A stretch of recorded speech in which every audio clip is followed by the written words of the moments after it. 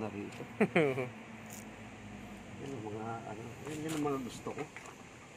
Sa panahon ngayon kasi bihira na yun. Bihira na yan talaga. Sa laptop, ah. Oo. Baka si ate mag-isip. Kaya hindi yan basta. Pakakala mo na baklas mo na, yung pala, meron pa mga nakatago. Nakatago. Diba? Oh. Pero may babalik natin yan, syempre. Yung battery niyan, magkano pag pinalitan? Check natin mamaya sa online. Sisilipin natin. Ah, wala kang dalang ano ganyan? Oo, wala pa tayong spare na battery. Bibilin talaga yan. In-order ko yan, sir. Plan mo na rin pa anuhan ng battery? Sunod na lang siguro kasi wala din naman. Oo. Isa-isa. Magkano estimated pag battery? 1,500 to 2,000 to. Built-in to, ma'am eh.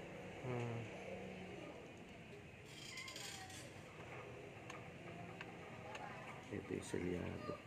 Ito yung warranty niyan.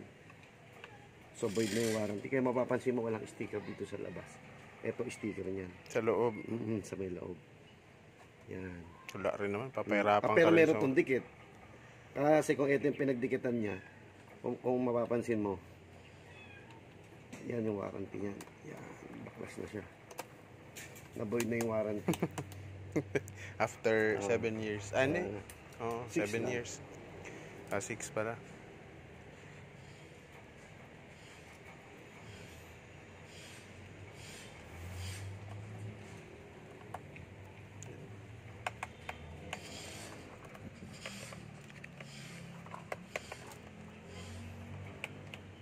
Maluwag oh. Ayun din. Maluwag. Baka meron basag sa loob siya. Sana wag. Yan, nahulog pa naman yan. Ito. Hmm. Nakaramdaman ko parang May crack maluwag yan yung screw din. eh.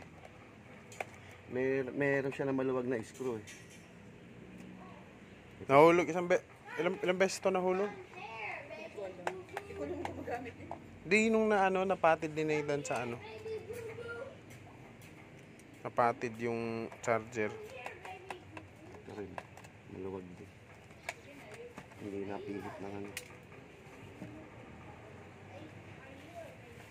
Pag HP talaga matataba yung pangili. Acer naman. Ano yung pinakamahirap na laptop? Yung mga sinauna po.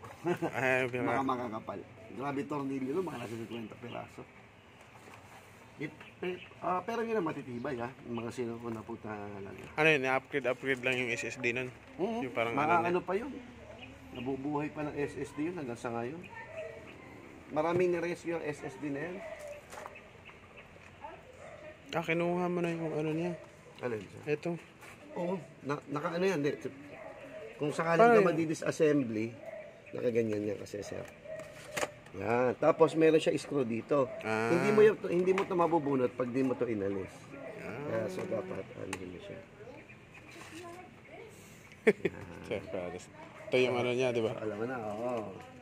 Yan yung DVD room.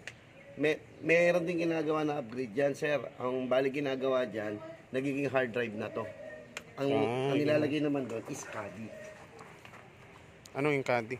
CADI, yung pinaka-hard drive mo na nandito, pwede mo ilagay dito. Magiging dalawa storage mo. So, hindi na siya, Oo, kumbaga, mawawala na yung DVD room niya. Hindi na naman ginagamit yan eh. Yun. Wala eh. Ilang beses ko lang nabuksan yan. Kaya yung iba, nagpapaano ng CADI. Pero, depende yun sa'yo kung pag di ka talaga technician, di ka talaga. hindi mo maaasot to basta. Saka, Kung buting-ting ka lang. saka hindi ako nagbabaklas basta ano lang yung ginagamit. Kung maaari, dapat walang gas-gas yung laptop. Kasi ibang technician, tungkab na ng tungkab. Ano ako sa electronics ako eh. Yung mga TV naman. Marunong ka?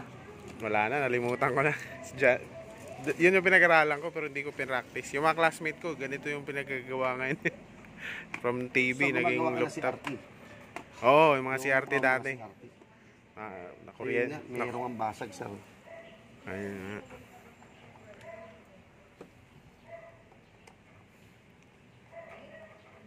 Yun, yung malakas na basag na patid ng anak ko yung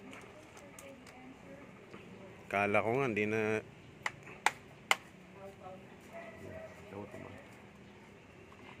mas matibay pa rin yung mga CRT. CRT ko, maabot ng 13 years. oh, Yung mga mga Sony. Mga Sony naman kasi. Meron akong binubulungan doon sa pier eh. Ikuha mo ako ng sariwa. Mga issues, yung mga fuse. Fuse lang. Pag binigay talaga sa akin, halos bago yung team.